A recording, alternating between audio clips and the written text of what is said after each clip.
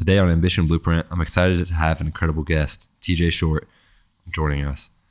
TJ embodies the no excuse mindset. He's all about taking action, silencing the noise, and doing the hard work, regardless of how you feel. If you're ready to hear how discipline, mindset, and cutting through the bullshit can transform your life, this episode's for you. TJ, welcome to the show. Thank you for having me. Absolutely. So what do you think is like the biggest barrier people create for themselves when they're starting their entrepreneurial career or just getting started with anything that they want to? I would say probably the biggest thing is their own mindset, and between their own mindset and listening to those people that are close to them. And really for anybody, it's going to be those people that are super close to you are going to project their negative mindset on you.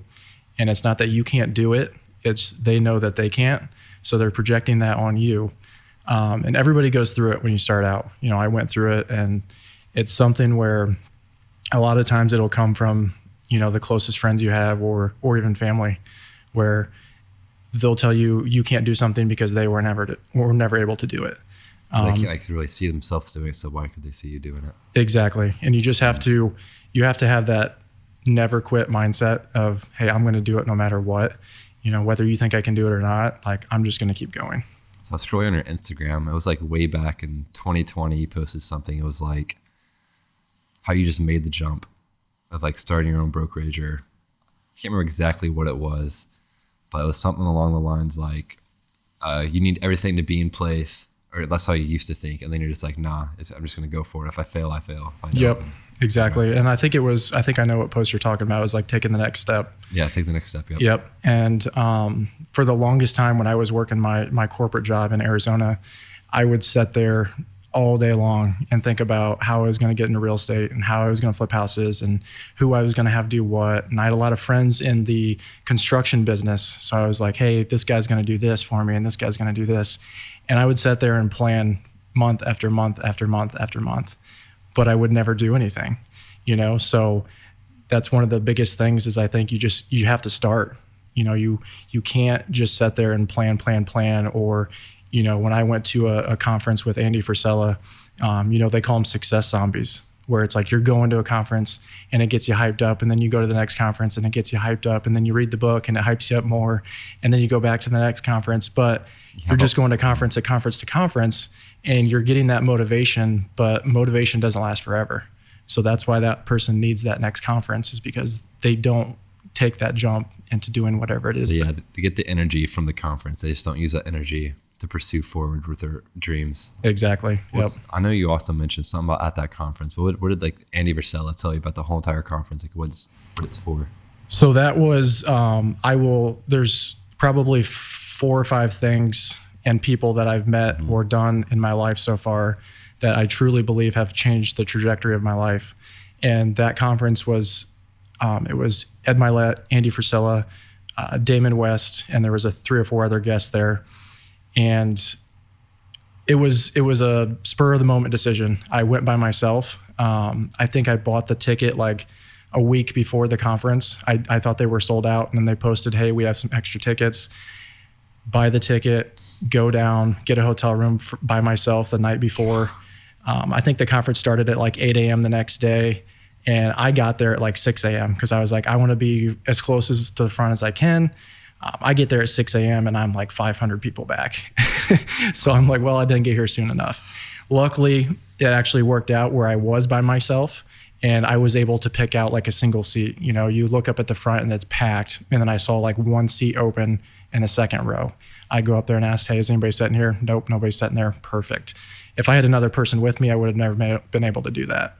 And just hearing those guys talk, and I'm part of a leadership group here locally with local business owners, and they'll bring in higher level CEOs, and they're just, at the end of the day, they're just normal people. But what it is they'll even tell you they never gave up. They never quit. They never took no for an answer. They just figured it out. And that group I'm part of here locally, if we've met 25, local CEOs, from multi-million to billion-dollar companies here locally, I would say out of those 25 people, 2 or 3 of them are probably insanely intelligent. The rest of the 22, 23 are just hard workers. And they'll tell you that. Like, we had one guy that runs a scrap metal company, and he said, I just never gave up. And I think he was the one that had flunked out of Purdue, just first semester flunked out, and now multimillionaire because he's like, I just won't take no for an answer, and I won't quit.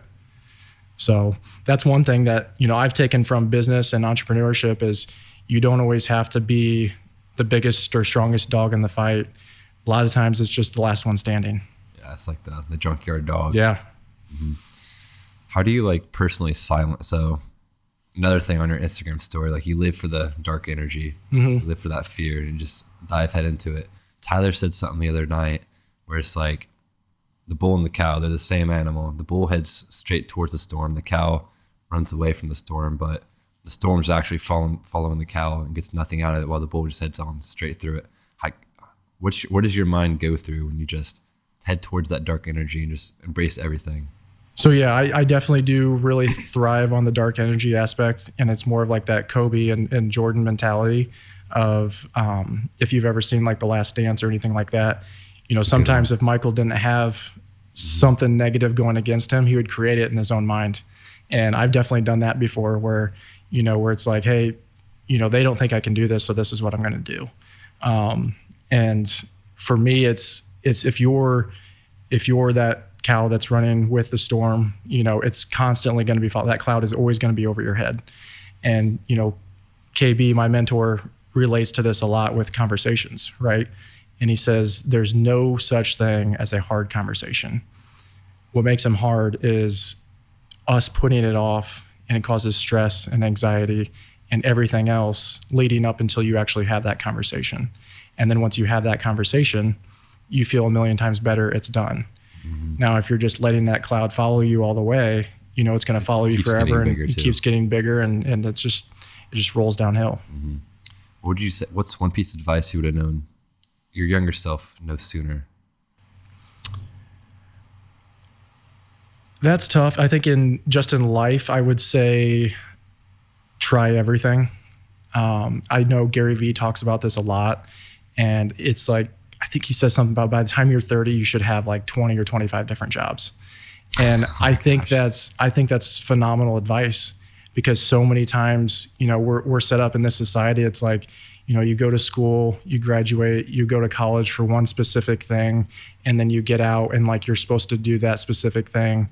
Well, a lot of times you get halfway through college and then you don't even like that specific thing, or you get out of college and it's like, hey, that's not for me, but I have my degree in it, so I guess I should do it.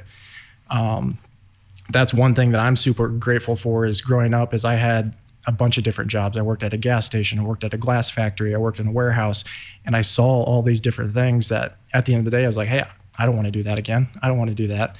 And then I eventually landed on something that I love doing. And, you know, people will say like, if you do something you love, you'll never work a day in your life.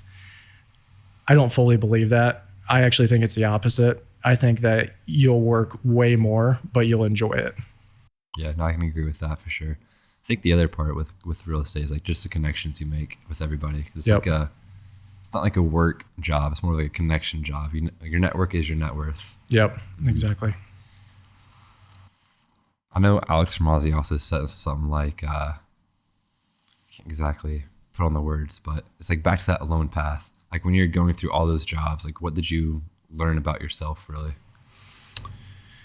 I would just say it kind of goes back to the mindset. You know, we talk a lot about that at the brokerage. Is everything we do is based on mindset, and it's just having that mindset of, do I want to be here? No, but this is what I have to do right now. And you know, with Andy Frisella, like getting back to like 75 hard and stuff like that, creating that mindset of like, there's going to be things daily that I don't want to do, you don't want to do, but we know we have to do. And it's once again, are you going to kick it down the road to do it later in the day, or are you just going to get it done now? You know, so I think having those jobs, you know, was helpful because I didn't want to be there every day. You know, there's a lot of days I didn't want to be there at all. But it was like, hey, this is what's, you know, paying whatever bills I have or giving me a check at the end of the week or whatever it is. And it's like something I just have to do. What would be like your blueprint of getting started for real estate? It's probably going to answer like hundreds of people's questions too. Yeah. I don't think there's anything, one specific thing. I would just say if anybody is interested in getting into real estate, like, you got to get your license. You know, we have people that hit us up all the time, and real estate's one of those businesses that people can make look really easy. Real estate is very difficult. There's a lot of hours put in. You know, some people get into the business thinking, hey, I'll make my own schedule. That's why I'm going to do real estate. Yes and no. You know, you're going to be able to manage your own schedule, but for the most part, your clients are going to kind of demand when your schedule happens.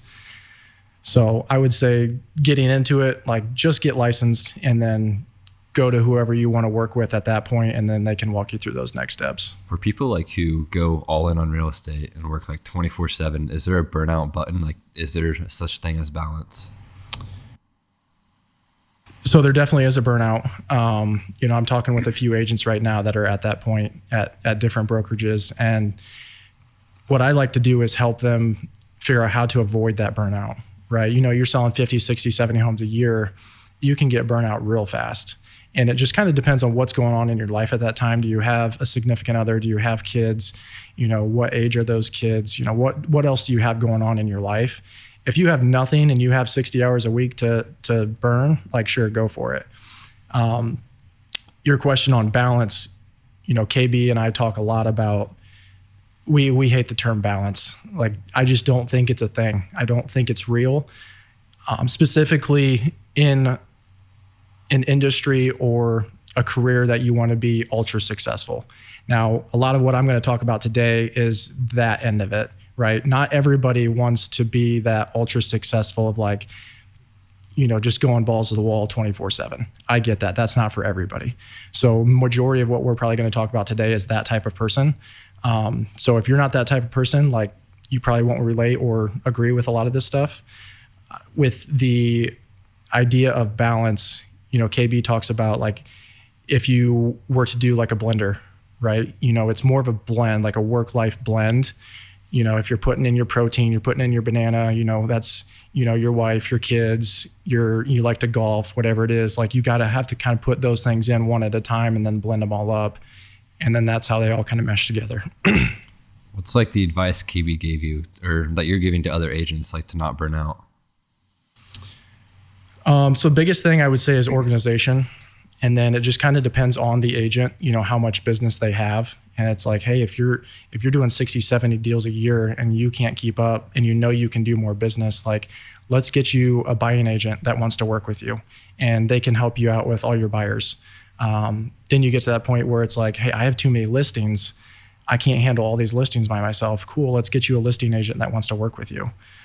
Then you can kind of build your own little team. And I think that's more of the team route that I wish teams would do here locally. A lot of times it's just, hey, I'm a likable person and I have 6 people that want to be on my team, so I'm going to start a team. A lot of times that doesn't work out.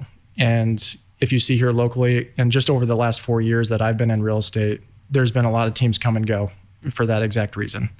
I do think the best model is if you can have that team leader that does carry a significant part of that business and can bring that business in and then can distribute it off to 1 or 2 agents at a time. I can agree with that too. What do you usually see, like, in a leader? Like, when do you know, like, okay, this person can lead a team pretty good? You have to start with being a leader is you have to be able to lead yourself. And you know how it is at our brokerage. We are very specific on who we allow to be team leaders with our brokerage. And that's the first indicator, right? Like, what does your life look like? What does your business look like? What are you doing on the weekends? What are you doing at night? How are you treating people in the office? How are you treating title reps, lenders, you know, things like that? That stuff truly matters. And even if people don't think that we're listening to that stuff or we hear that stuff, we absolutely do. And we take all of that into consideration, because if you can't be a true leader of yourself, you can't lead others. And we talk about that with our small group of team leaders that we have. And once you are a leader of other people, we tell them it's no longer about you. You can't make this about you anymore. This is about everybody else that's on your team.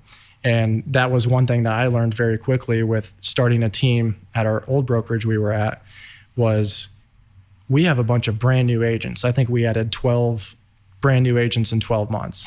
And I don't ever suggest doing that just because everybody needed everything from you, right? Like they didn't know which way was up. So Sierra and I literally had to drop everything of our own stuff to help everybody else, because we're like, hey, this is no longer about us. These people came to us for a reason, because they need help. And that was the whole reason we started the team, is because we saw that locally. You know, there was a lot of agents that reached out and they're like, hey, we're not getting this, that, and the other, or, you know, my team leader's not answering me, or I can't get a hold of my managing broker. And so we just doubled down on that. And now we're tripling down on that, right? Where we hire a transaction coordinator. And now we have 2 transaction coordinators. And we will continue to add those people that we need in order to make sure everybody's taken care of. So I want to go back to that like alone path. For people going down that alone path and they're going 24/7, balls to the walls, like what advice would you give them to like encourage them, like, hey, it's part of the journey, like keep pushing, keep going. I mean, that's the biggest thing is, like I said earlier, it's not always the size of the fight and the dog. It's just who's the last one standing. And, you know, my role at the brokerage a lot of times is like the motivational person, right? And everybody thinks that that's just constantly on. It's not. You know, people like Andy Elliott and Andy Frisella and Alex Ramosi and all these guys that we see on social media that we think they're just constantly on, they have bad days too. You know, Andy Frisella is very open about it, where he's like, some days I just don't get out of bed.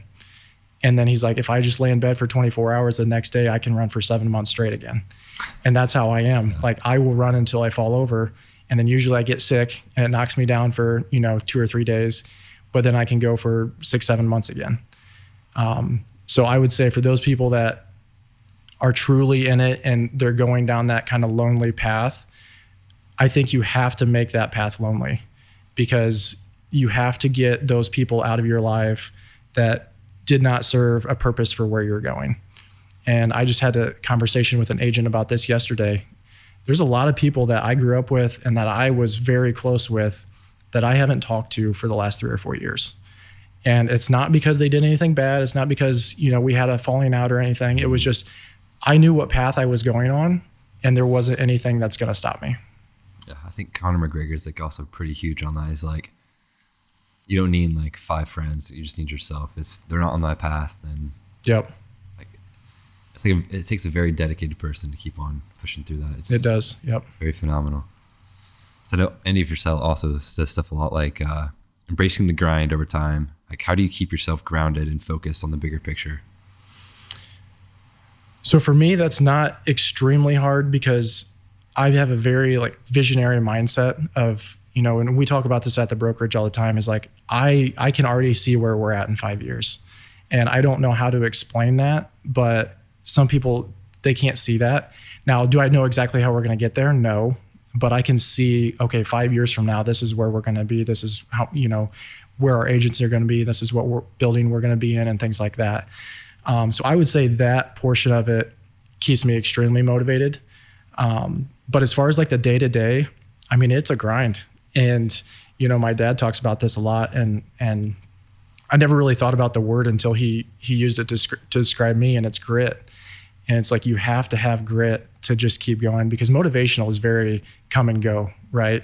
And I see that with our agents. You know, I'll sit down with somebody and we'll have a great conversation and they're super motivated. And then like 2 or 3 weeks later, I'm like, hey, where you at? Like, what's going on? They're like, hey, I need to come back in and talk to you again. And which is fine. You know, not everybody can, there's certain levels of how long you can hold that motivation, right? Before you need that next spark plug. And I think it's important for people to be well aware of that. Mm-hmm. So I think that also leads into like the momentum. Like when you have a lot of momentum going and you take a couple of days off, sometimes that momentum would just collapse or like fall to pieces. Yeah. How can you keep that momentum going without that collapsing? So or even just like when it does collapse, how can you like get back onto your feet and get that momentum going again? So specifically in business, momentum's everything. You got to keep that ball rolling no matter what. You know, you think of like a giant rock at the end of like the bottom of a mountain, right? Like you get that thing going uphill, like you cannot let that go backwards. And I don't know if there's anything specifically that I would say like to keep it going, But Andy talks about this all the time, is like in business, you got to keep that momentum rolling. Same thing with real estate. Like you get 2 or 3 deals going, and we always tell our agents is like, you should have 2 to 5 deals under contract at all times. That keeps that momentum going. Once you go down to like 0 and you don't have anything, you can get in a dark spot. It's specifically in a position where you're commission based, right? It's like you don't know where the next check's coming from. And even if you do have 2 to 5 under contract, you really don't know where the next check's coming from. So it could always fall through, or they back out, or anything. There's a million different things that could happen. So David Goggins, another person I like a lot too. He's known for like stay hard, push through everything, just all in. How do you embrace discomfort or grow stronger mentally and physically? So that is something that I would say during COVID made a lot of people and broke a lot of people. And I would say COVID, personally for me, from a personal mentality, mindset standpoint, it completely flipped my life. I never was a podcast person. I never listened to self-development stuff. I never read books. I never did any of that stuff. And when COVID hit, I was working a corporate job and just gotten into real estate at the same time. And I was at home. And so I started listening to podcasts. And that's when, I first started 75 Hard, was that first year of COVID. And one of my buddies had sent me his podcast and started listening to it. And I was like, damn, I really like this guy. Like I can relate to a lot of this stuff. Yeah. And then ever since then, we've done 75 Hard anywhere from 1 to 3 times throughout the year. And we always start at January 1st every year. Last year we had a pretty big group that did it with us. So it's creating that mindset. And once you go through that program, it's hard to explain what that program means until you actually do it. And if you look at the list of tasks that you have to do, it's really not that daunting. So for people that don't know 75 Hard, can you also walk us through that? Yeah. So it's 75 days. You have to there's a list of tasks, drink a gallon of water a day, do 2 45-minute workouts a day. Now, if you read the book, it'll go into more detail, like on the workouts, they have to be at least 3 hours apart. So a lot of people will try to just do back-to-back 45-minute workouts. And they're like, that's dumb. That's a stupid rule. Well, if you really think about it, the rule's there for a reason, because it's supposed to be hard. It's supposed to be hard. And it's a lot easier to do 2 45-minute workouts back to back than to do 1 in the morning, 1 in the evening, or 1 in the morning and 1 at lunchtime or something like that. And another one that people usually don't like is the progress picture. You have to take a progress picture every single day. And a lot of people just don't like to see their own body. So like, they're just like, well, that's dumb. I'm not going to do that. And I'm like, okay, well, you didn't do 75 Hard then. That's part of the program. So there's other things on there. I think there's like 5 or 6 tasks with that. And, no cheat meals, no alcohol. In the diet portion, I did mess that up my first time around. I was very, very, very strict. And I also the first time I did it was during the summer. So I was biking like 15, 20 miles a day. And I lost like 20 pounds in the first like 25 days. And I don't have 20 pounds to lose. So I got pretty sick, and I did fail at that very first time I did it. But you need to make that diet portion specific to you, So a lot of people will be like, oh, well, you can't eat that. It's like, my diet's different from your diet. Just because I'm eating this and you're not doesn't mean that it's not healthy, And what I've seen after doing it 4 or 5 times now is there are barriers throughout that program, mental barriers. And a lot of people think it's a physical challenge. People always call it a challenge all the time, and it's not a challenge. It's a mental toughness program. And that's where you really see it, is usually around like day 21, like day 0 to 20 is like the honeymoon stage, right? Where it's like, hey, this is easy. This is going well. Day 21, it hits you because you're like, shit, I have done the same thing every day, ate rice and chicken every day for 21 days. Like, I'm over this. Mm-hmm. And then usually around day 30, you get a little boost again. And then day around 50, 55, it hits you again. So you, just like anything, you see those like peaks and valleys of it. But I will say, when you get through day 75, you are mentally exhausted. But you realize at that point, like, you can do anything that you set your mind to. So I know Andy also says, like, after you pass day 75, like, why go back to your old life? Like, keep pushing forward. Yeah. And I'll say it because he's my best friend, and he lives in Dallas, Texas, and he was the one that sent me the podcast. And every year he would go from about 215 pounds down to 160 every year. And he would be very overweight at 215, and then he would go down to 160 and lose everything and be chiseled. And the next year would come around and we'd do it again, and he's back up to 215, 220 again. And finally this past year, I told him, I said, dude, what are you doing? Like, the whole point of, and he thought it was kind of fun at first, like the first 2 years. He's like, dude, this is fun. I can lose 50 pounds like nothing. And then he just realized, like, I'm not doing the program correctly. Because he was the person that would do day 75, day 76, he would eat a full pizza and drink 12 beers. And it was like, what did you even learn from the 75 days? Absolutely nothing. And he would gain 50, 60 pounds back over the next 8 months. And then he would do it all over again. And this last time around, he has kept it off, and he's chiseled. He's been that way for over a year now. He's an insane runner now. You know, he was running 200-300 miles a month there for a while. So it's one of those things that's, yes, anybody can get through the program, but what do you do after? You know, and that's one of the things that's really changed my life and my aspect on mental toughness. For somebody going through 75 hard and finishing 75 hard all the way, it takes like a certain mindset. Would you say that mindset's like instilled on somebody, or just gifted to somebody, or what? Because not everybody has like that kind of mindset. Yeah, I wouldn't say that it's instilled. I think if you can do it for a whole year, I think you can completely change your life. And not only do you not want to go back, but you just can't go back. Like, Dustin's at a point now where even if he wanted to, you know, we joked about it this summer, and he was at a 4th of July party, and he's like, dude, drank my first beer today. I was like, yeah, how was it? And he goes, took one sip and threw it in the trash. And I shit you not, this is a guy that used to like slam 30 beers in a weekend. And he doesn't even touch alcohol anymore. And, you know, it's not to sit here and say like people who drink alcohol or, you know, people that don't are better than people that do. It's, if you truly want to change your life and everything else, like, you don't have to completely cut it out, but if you have an issue with it, you do need to be able to control it. Absolutely. I like that a lot.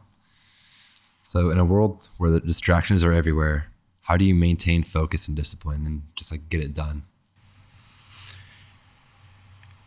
It's tough with social media has made that aspect with distractions very, very tough, especially as business owners and realtors, and whether it's small or medium-sized business owners, is you can get on social media and just go down a rabbit hole. And you'll see people that supposedly do one thing or sell a course, or, you know, we got people out here selling courses that have never done anything. And the only reason they're making money is because they're selling this course. Yeah. So, which blows my mind. And it's like, you know, Andy jokes about this all the time, is if he were to tell people what it took to get to where he is, he could save them the $7.99 that it costs to buy the course, but they're also not going to want to do it, because once you see what it takes to get there, nobody's going to sign up for that. Mm-hmm. You know, it's the person that sits online and says, you know, hey, you know, this is my Lambo, and, you know, it's probably rented or leased, or 100%. It's somebody else's that they just leased for the day. And then you buy their course for $7.99, and then you realize, like, okay, they don't actually do anything. So I think it is a major distraction, social media is. So just try to keep those blinders on and stay focused. And I would say the other portion of it is find somebody locally that does what you want to do. You know, if you are running a podcast, or if you're wanting to be like one of the best agents in the area, find that person locally and provide value to them. Be like, hey, I'll help you set up your podcast if I can just sit there and listen. Or, hey, I'll help you show houses if you, kind of teach me along the way. So many times people will even come to me and they're like, hey, like, I want to learn how to run business. Like, can you just tell me everything you know? I'm like, sure, I can tell you what the hurdles I've came across, right? But that does nothing for you if I tell you all of my fuck ups. And what the way you actually learn is by doing it and fucking up yourself. So I have a good friend who's an attorney, and he said going to law school didn't teach him anything. Actually, like doing law, practicing law, like helping clients, that's where he learned everything. Yep. And I have a funny story on that. Is we started a painting and drywall business, and it was completely random. We started this business and we were just doing like little jobs here and there for residential owners. And then we landed our first big commercial job, and with a big commercial company here locally. And we're halfway through this project, and it's a $65,000. Our quote was $65,000. They paid, I think, like 10% up front, and then the rest was due at the end. Well, we get closer to the end, they send me an email, and they said, hey, we need your C of I and your workers' comp waiver. And I immediately just froze. They're like, so we can release the remaining 40 some grand. And I immediately go to Google and I type in, what's a C of I? I didn't know. Certificate of insurance. So I call my business partner. I'm like, hey, do we have insurance? He's like, no. I'm like, okay, well, we're out 45 grand until we figure this out. I was like, also, what's a workers' comp waiver? He's like, oh, well, we don't provide workers' comp, so we have to have a waiver. I'm like, great, so we don't have that either? He goes, no. So it's just stuff like that where I had to float 45 grand for like, because the workers' comp waiver, you specifically have to turn into the state. They have to approve it and send it back. That took like 8 weeks. So I had to float 45 grand for like 2 months. But guess what? I didn't forget to sign up for this year. Insurance and a workers' comp waiver is the first thing on my mind, come the new year is like, hey, I need to sign up for these 2 things. But if I were to tell somebody that, they would think it's a funny story and then they would go on. But now that I've sweated out for 2 months and floated 45 grand, I know I'm never going to make that mistake again. Absolutely. What's like one of the hardest things or best things that you've learned of like running your own brokerage? Or what would be the difference? I know there's a huge difference, but between being an agent and running a brokerage? Yeah. I think as an agent, a lot of times it's you. So whether you're an individual agent or you're an agent on a team, it's still about you. Being a managing broker, owning a brokerage, it's no longer about you, it's about everybody else. And you have to be able to create those relationships and build that rapport with those agents. And one of the bigger things is sticking to your word and doing what you say, doing what you said you were going to do. And I think that's an issue a lot of times.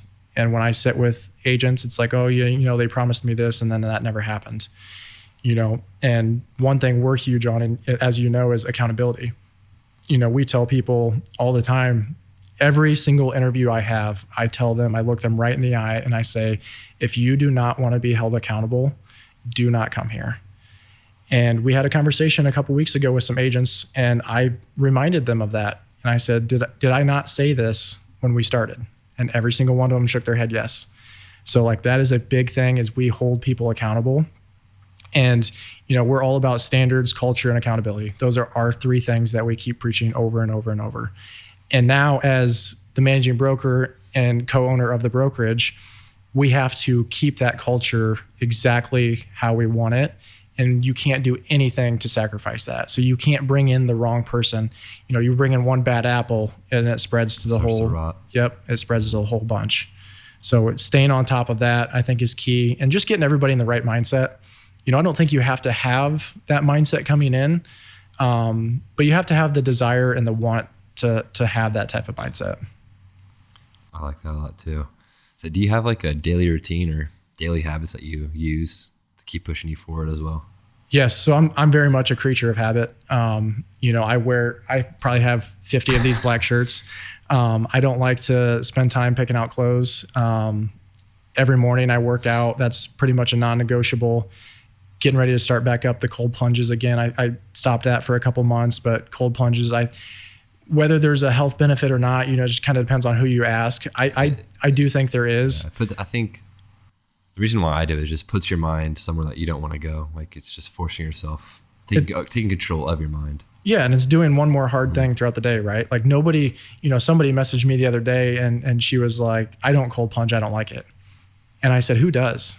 I don't think anybody likes to cold plunge. It's especially when it gets to this time of year, it's sitting in your garage or outside and the water's literally 30 degrees. Yeah, or you gotta get like a hammer and you got to break the ice to get in there.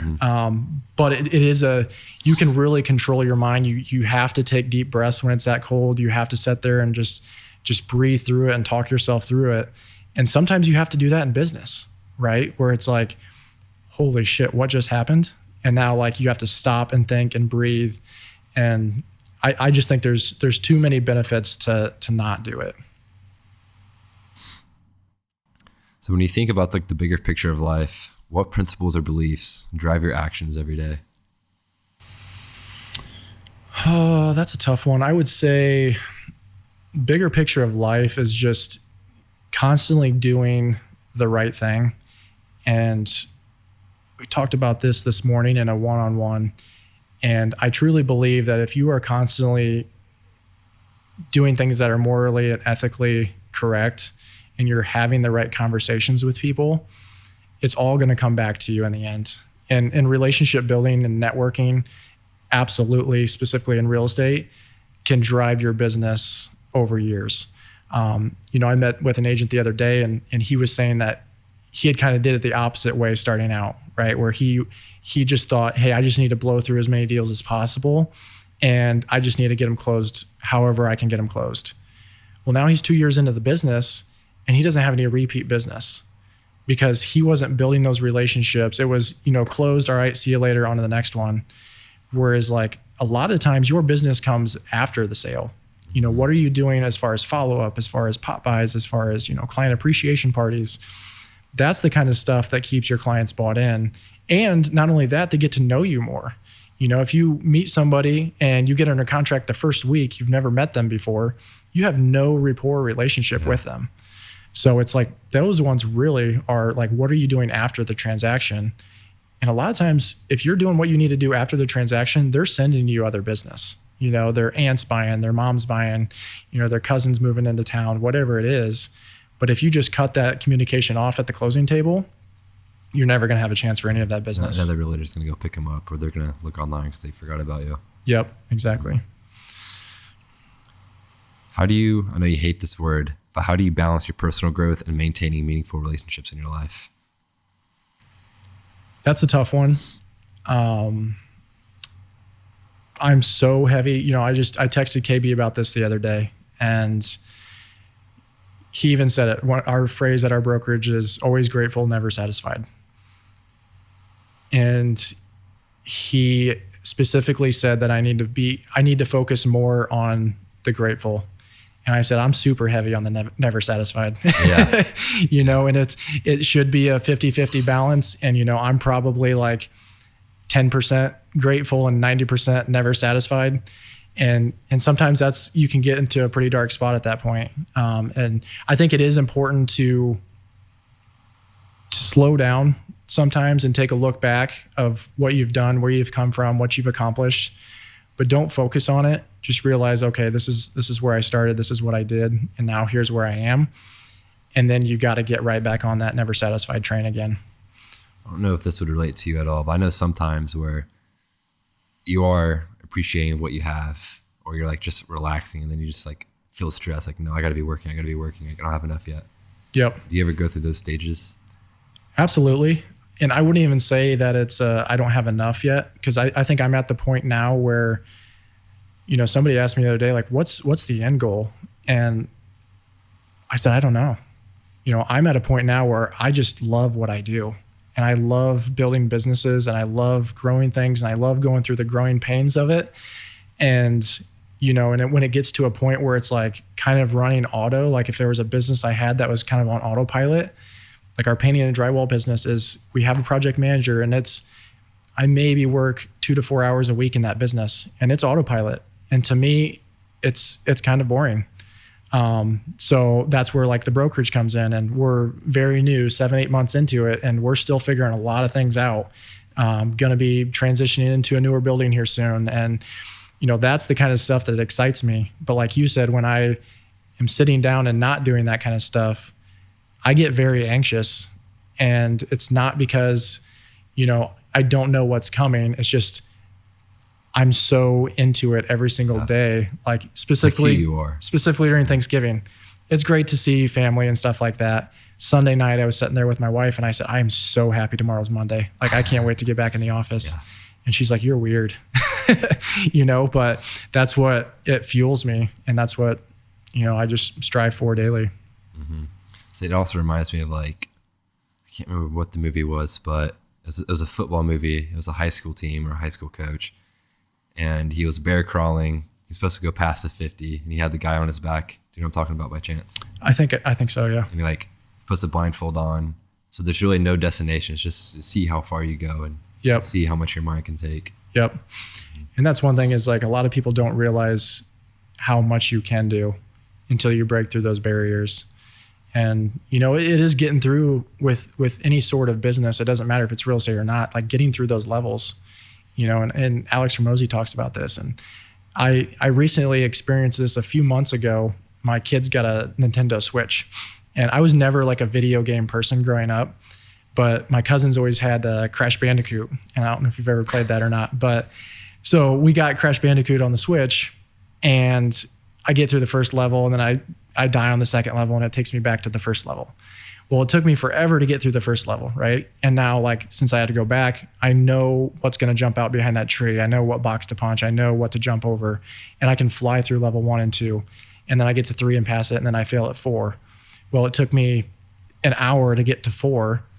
Now I'm back to 1, and it takes me 10 minutes to get to 4, because I know everything along that way. So business is very similar to that in the sense of you have to go through different levels and fail, start over, and then you can fly through those beginning levels to get back to where you were. And I think it's Alex Hormozi that talks about that. It's not that the demons or the monsters don't get bigger and stronger throughout the game. It's just you're more equipped to handle them. So you kind of brings me back to like the fish analogy where the guy's like, I can either give you a fish and you don't know how to fish, or I can teach you how to fish, and then you can reel in your own fish. Yep. Mm-hmm. So what lessons have you learned about leadership of growing up this business? Yeah, I think it just all goes back to leadership is, like I said, at different levels. You got to be able to lead yourself first. And then after that, you got to be able to lead others. And, Kelly and I talk a lot about vision. And like I said, I'm a very visionary person. And we do vision meetings, with our agents. And I think it's important for everybody to have a vision. As a leader, you need to be able to shine that light and say, hey, this is where we're going. Now, the work on the back end is getting people bought into that, right? So everybody that's with us now, most of our team members have been with us for about a year now. So they kind of understand that vision. We bring in new people that's only been here a month or two. They're like, what are you guys talking about? Like, where are we going? Are you sure we can do this? Whereas like the people who have been with us for a year and a half, they're like, yeah, this is where we're going and this is what they're going to do. So it's creating that vision and then instilling those beliefs into everybody. And when you have a group of people like that all operate with the same mindset and same mentality, it's unbelievable. You're going pretty far. Yeah. Mm-hmm. Yep. So when you're talking to like newer agents, or not newer agents, but agents coming to you to join Limitless, how does that conversation usually look like or go? Like, what's your selling point? For brand new agents, I wouldn't even say, somebody told me the other day, like, hey, I'm not opposed to Limitless, but give me your pitch. And I just told him, I said, I don't have a pitch. Like, I'll tell you what we stand for and what we offer and, the type of mindset and mentality that we expect. And if that's what you're looking for, then great. If not, no big deal. And I think that's been our biggest thing so far that's worked out the best for us is we're able to smoke those people out pretty fast. And it's not that we're telling them no, they're just saying, hey, this isn't going to be a good fit. And I'll remember about a year ago, we had an agent that was with us for like 4 or 5 days. And like her 5th day, she was like, hey, like, you guys are pretty intense. And not only is like your team not for me, I just don't think for everything you told me that I'm going to have to do within real estate, I just don't even think real estate's for me. And she got out of the business. But what I had told, my business partner, Sierra, is she was like, oh my gosh, no way. And I'm like, that was great. I was like, we spent 5 days with her instead of 5 months, so when you can smoke those people out faster, it makes our job a lot easier. And I'm not having to spend 5, 6, 7 months with somebody that doesn't want it. I can spend 5, 6 days, or they just don't even come. So I think just being forward and honest with them right away, and specifically with brand new agents, I say the same thing every single time. There's no magic pixie dust that we sprinkle on you when you walk in that door. Yeah. It's hard work, determination, grit. I mean, everything. It takes blood, sweat, tears. We're going to laugh in one-on-ones. We're going to cry in one-on-ones. Mm-hmm. I'm going to be sitting with you personally every single month, minimum every single month. And we're going to build that relationship. And it's going to take a lot of work. And there are agents at our brokerage that do a ton of business. But I think the thing outside looking in, once again, social media distractions, is some people make it look really easy. We have a team leader that she does a large amount of business. And then when people want to join her team because they're like, hey, I want to be like her. It's like, you don't understand what she sacrifices on a daily basis. She's working 12, 14, 15-hour days sometimes, not being able to put her kids to bed because she's out showing houses, not being able to put them on the bus because she's got to go do a listing appointment or something. Are you willing to do that? And a lot of people up front will say yes until they realize that they didn't get a paycheck month 1. They didn't get a paycheck month 2. They didn't get a paycheck month 3. They got one under contract month 4, and then it fell through, So it definitely takes some time as a brand new agent. Yeah. What else would you say? What advice would you give to those newer agents who haven't got like those closings yet, or just keep pushing through? Build relationships. Mm-hmm. We talked about that in 2 one-on-ones today. Is you can do all the marketing, you can do all the social media posts, you can do all that stuff you want. But if you're not actively out making connections, getting to know people, letting people know you like as a person, that's where your business can really take off, is when your friends' friends are now mentioning you when you're not around, right? So you are constantly hanging out with your group of friends. Well, then they go out somewhere else and now they're talking about you. And then next thing you know, somebody at the bar is looking to buy a house and Owen's name pops up.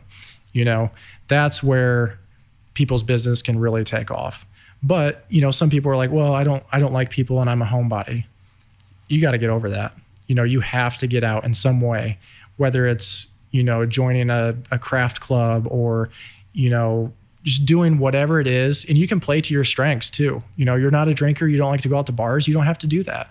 Do something else, start a club, start a cooking class. If you like to cook, just do something that gets you out there in front of people. See, back to like the internally and externally, what's like your daily challenges of staying gratitude, like internally? I would say daily challenges. I mean, there's challenges every day. I mean, even some days, like I said, it's just getting up. Some days it's like, shit, got to go do this again. But just being constantly grateful for where you're at. Sometimes I think about, there was a guy, I worked at a glass factory. I worked on a 1,200 degree furnace during the summer, and there was no AC in this building. So like, I'm just dripping sweat all day. And there was a guy that worked across from me every day. He was in his mid 40s. And he constantly said, like, just promise me one thing. Don't ever come back here after this summer. Because he saw the potential, but he also saw like what he's missed out on. And he had to do it just for his family. Like, that's the only reason he was there.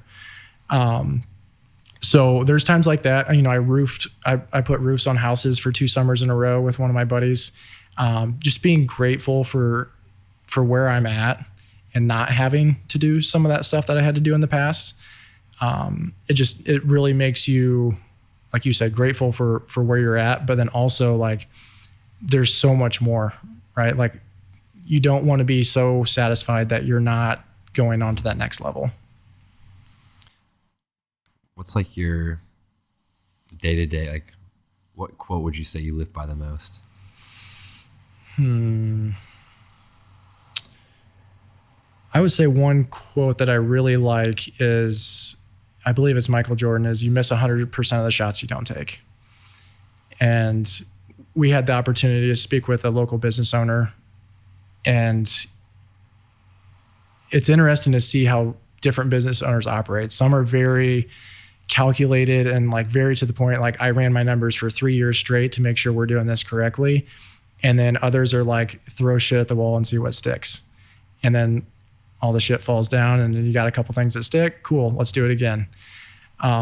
So that's one thing that I regret early on not doing more of, is because I was the very calculated person. And I would say that's kind of the household I grew up in, was a very safe household. My mom worked for the government and my dad was a school teacher. You know, it's probably 2 of the safest jobs you could probably ever have. Like the government's never going to go out of business. And as long as you don't hit a kid and get kicked out, like, you know, you're safe there. So that was, and I contribute a lot of my mindset now to that. Is that's fine to live that way, but I didn't want to live that way. You know, I finally broke through that mindset in that COVID era of like, everybody during that time just kind of like froze, right? And, you know, we talked about that earlier. It's like, it's just a weird like span of life where it's kind of blurry, but it really made me realize that, does anything really matter? Like, does this really even matter? And I know Hermosi talks about this all the time. In 3 generations, nobody's going to remember who you are. Anybody that was alive during that time is now dead, you know? So it's like, what can you really mess up or screw up or whatever that you won't be able to recover from, you know? And people like our age, we have all the time in the world to recover for that kind of stuff. And if we don't have the time, then we're going to be dead. So what's it matter anyways? Would you say with AI and like robots and everything coming, what would you say is like the future for business and real estate? Like, do you have a vision of AI coming in or any robots coming in, et cetera? So I think we're fairly safe in real estate because the big portion of real estate is all relationship based. If you do not have relationships for repeat clients, then you're going to be out of the business anyways, robots or no robots, right? But if you can build those relationships, and we all have those clients that it doesn't matter if the number 1 real estate agent in the world walks in the room, my client's going to be like, hey, I choose TJ. And that's where you want to get to the point in your business. So it doesn't matter if there's some sort of AI generated software that can find them the perfect house or whatever, you know, they're going to choose the person that they have the relationship with. So I do think there's different aspects of, you know, AI that's going to affect real estate here in the future. But I truly think it's going to come down to relationship based. And I don't think realtors are going anywhere anytime soon. Say back to like the COVID years, and like kind of like the split between people. Do you still see that kind of split? Like, do you think COVID kind of left a bigger impact than what it did, or what it sounds like on people? I think it did. Yeah. You see a lot of it in the workforce. You see a lot of it, you know, we had talked about it even in the way people leave something. You know, we had a couple agents that had left and like nothing, just transferred their license, nothing. Like we asked for a follow-up interview, you know, like we generally like to do exit interviews if somebody leaves because we want to know, hey, what can we improve on? What did we do wrong? And always keep that, you know, line of communication open if anything ever happens and you do want to come back. And I think it now is just COVID created that time where it's just like, you can just bounce and leave. I think another part on that is just people are scared of like taking that conflict. Yeah. Or embracing the conflict. Yep. Yeah. People are scared to have tough conversations. Mm-hmm. And I think COVID played a lot into that, where everybody was stuck at home. Even my job, I was going out to different, warehouses and stuff like that for my W-2 job. And then COVID hit and I couldn't go anywhere, so I'm stuck at home. And, you're stuck with Zoom, you're stuck with phone calls, you're stuck on Zoom calls where half the people have their cameras turned off because they don't even want to make eye contact with anybody. So I think it did, like I said, I think it made people and it broke people during that time. And, some people recovered and some people didn't, and some people still struggle with that aspect.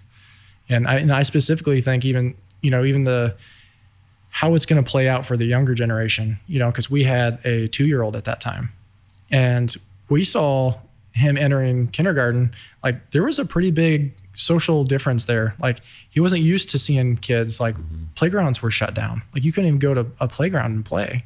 That's everything about elementary school's playground. Yeah. And so like, even we go to the parks are shut down. Like they didn't have like those 2-3-year-olds at that time. They didn't have that interaction that most kids need at that time. Learn how to play with people, learn how to share. So I think that's another generation to focus on, is like, how does that play out over the next few years? And are teachers seeing, differences in kids because of that time as well? Definitely.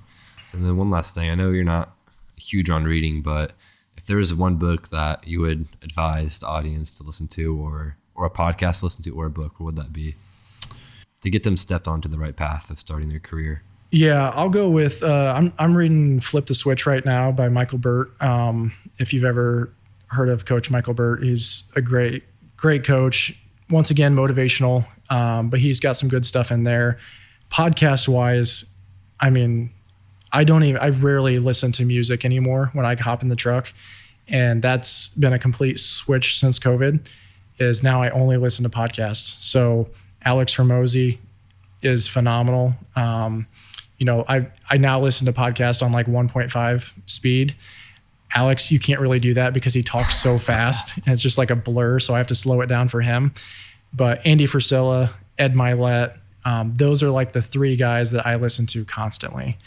And they all have the same type of mindset. I would say Hormozy's a little bit more analytical and more like business driven. The other guys are they have phenomenal businesses, but they're more motivational speakers, with Andy's Q&AFs and stuff like that. Like those are just good podcasts if you got 20 minutes on a car ride, flip one of those on. And it is motivational, right? Like that's kind of my, we talk about, your 20 minutes that you spend on certain things. I'll spend sometimes before I work out in the morning, I'll spend 20, 30 minutes just scrolling through Instagram reels. And if you look at my, explore page, you could just flip and it's Andy, it's Alex, it's, Chris, it's all these guys. And you're just watching 15, 20-second reels. And then next thing you know, you just gained a bunch of knowledge and now you're ready to go work out. Like you're ready to take on the world. So I do think motivation in that aspect is key, but I would not rely on that. TJ, thanks for joining me on Ambition Blueprint. Appreciate you having me, man.